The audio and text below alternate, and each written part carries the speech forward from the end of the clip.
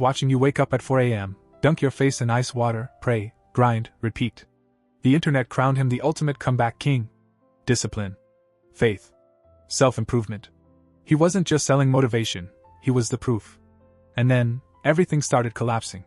Followers began dropping by the thousands every single day. Viral videos started disappearing. The same comment sections that once praised him turned into meme factories. And suddenly the biggest question wasn't, how did he do it? It was any of it real? This is the story of Ashton Hall, the man who said, you can reinvent your entire life in 1 year. But when people started looking closer at what was behind that 1 year, the narrative flipped. $8,000 coaching programs. Exclusive calls that didn't feel exclusive. Claims about being natural that sparked heated debates. And then came the race, the moment that cracked the image wide open. One viral challenge. 4 straight losses. And excuse after excuse. That day, it wasn't just a race he lost. It was credibility. In this video, we're breaking down how a discipline icon turned into an internet punchline almost overnight. Where did the doubts really begin? What was happening behind the scenes of the coaching business? And is this just temporary backlash, or the beginning of a real downfall? Stay until the end, because the final details change everything. When Ashton Hall first exploded online, it didn't feel accidental. It felt engineered for dominance. Every frame of his content was intentional. The lighting was soft but dramatic. The music was calm but intense. The edits were clean. The message was repetitive on purpose: discipline, faith, early mornings, no excuses. He wasn't just building a page. He was building a character. And characters are powerful. The formula was simple but addictive. Wake up at 4 a.m. ice water. Push-ups. Journaling. Prayer. Run. Repeat. It created a visual loop that felt productive just by watching it. Viewers didn't even need context.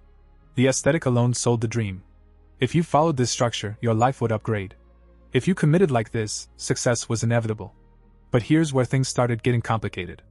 At first, nobody questioned the routine. It looked extreme, but extreme sells. People love watching someone operate at a level they can't imagine themselves reaching. It creates aspiration. It creates guilt. And guilt converts into engagement. But when the numbers skyrocketed, when millions turned into tens of millions almost overnight, curiosity replaced admiration. What exactly was he selling? That's when attention shifted from the morning routine to the business behind it. Because inspiration is free, but transformation, according to Ashton, had a price tag. Thousands of dollars for coaching programs. Premium tiers. Exclusive access. Promises of physical and financial reinvention. And that's when the first wave of doubt hit. Some clients began sharing their experiences. They expected personal guidance. They expected strategy. They expected direct access to the man whose discipline they were buying into. Instead, many claimed the calls felt overcrowded. Less mentorship, more webinar. Less transformation, more template. That shift, from inspiration to transaction, changed the energy. Online fame runs on perception. The moment perception cracks, everything becomes magnified. Every small flaw looks bigger. Every unanswered question sounds louder. And in Ashton's case, there were plenty of questions. People began analyzing his physique. Breaking down height-to-weight ratios. Calculating body fat percentages. Debating whether his results were naturally achievable. Fitness communities are ruthless when it comes to authenticity. If you build your entire brand on discipline and natural results, even a hint of doubt becomes dangerous. But the real turning point wasn't a Reddit thread. It was ego. When Ashton publicly claimed he could beat one of the fastest creators online in a race, it wasn't just friendly competition. It was branding. He framed it as proof that his routine worked in the real world. Proof that the grind translated into performance. Proof that discipline equals dominance. And when you tie your entire philosophy to one moment of public validation, you better win. He didn't. Not once. Not twice. 4 times. The losses themselves weren't the problem. Losing happens. What the internet reacted to was what came after. The justifications. The subtle deflections. The refusal to simply say, he was faster. Online audiences have a sharp instinct for authenticity. Confidence is respected. Delusion is punished. Memes spread faster than motivation ever could. Within hours, clips were circulating everywhere. Slow-motion replays. Side-by-side comparisons. Commentary channels dissecting every second. The same platforms that once amplified his rise were now accelerating his fall. That's the brutal symmetry of the internet. It builds you fast, and it dismantles you faster. Then came the rumors. Allegations that the loss cost him potential brand deals. Talk of legal threats. Whether true or exaggerated, it didn't matter. The narrative had shifted from disciplined leader to fragile ego. And once a narrative sticks, reversing it becomes nearly impossible. Meanwhile, the numbers told their own story. Follower growth stalled. Engagement dipped. The energy around his uploads changed. Instead of inspiration flooding the comments, skepticism dominated. Viewers weren't asking how to join, they were asking what went wrong. And behind the scenes, something even more telling started happening. Some of his biggest viral videos quietly disappeared. Now, that's not something creators do casually. When someone deletes the content that made them famous, it usually signals one of two things: rebranding or damage control. And in Ashton's case, it didn't feel like evolution. It felt reactive. Because here's the deeper issue. When your brand is built entirely on perfection, you leave no room for humanity. No room for loss. No room for imperfection. The higher you position yourself above everyone else, the harder the fall when reality levels the field. Ashton didn't just sell workouts. He sold identity.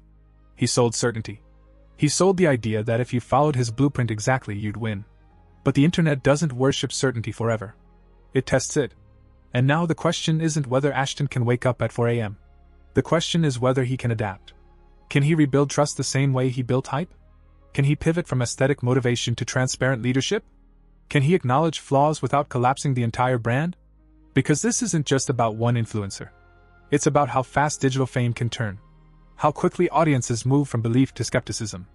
And how dangerous it is to confuse virality with invincibility. The story isn't over. But for the first time, the outcome isn't controlled by edits, lighting, or morning routines.